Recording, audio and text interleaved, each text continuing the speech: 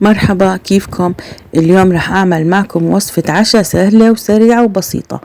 عندي راس بصل فرمته فرم ناعم، أضفت شوية زيت نباتي، وعندي هنا 4 سنون من التومة هرستهم وأضفتهم فوق البصل.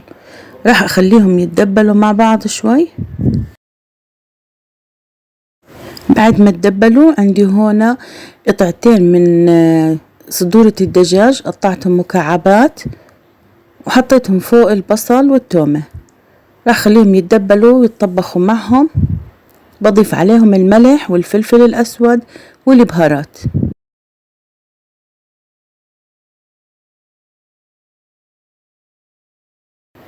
طبعا عندي هنا الفلفل الألوان اللي هو عبارة عن فلفلة خضراء وحمراء وصفراء، موجود عندكم أخضر حطوا، أحمر موجود عندكم ضيفوه. وأنا هون أضفت الفلفلة بعد ما استوى الدجاج، لأنه ما بدي الفلفلة تدوب، بدي إياها يضل فيها قرشة. راح أضيف معلقة من الزيتون الأخضر والزيتون الأسود.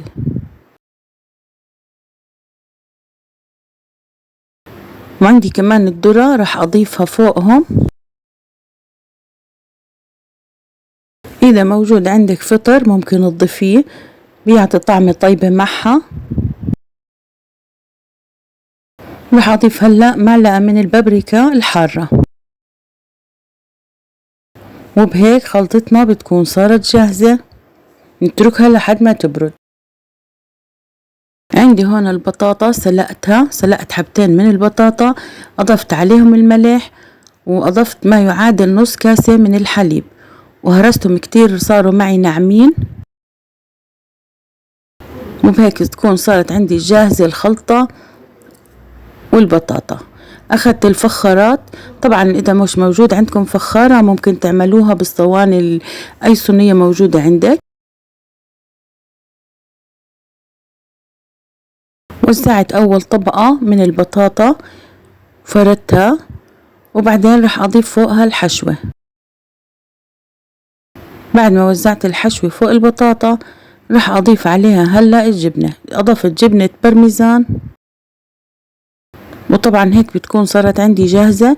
بدخلها على الفرن، مجرد ما انه تذوب الجبنة بنكون هيك خلصنا الوصفة. بنقدمها سخنة كتير طيبة. وهيك صاروا عندي جاهزين. طبعا ممكن نجهزها تجهيز مسبق، وبعدين نسخنها بنأسفل شوي، وبعدين بندوب الجبنة وبنقدمها. جربوها راح تحبوها، وصفة سهلة وسريعة وبسيطة.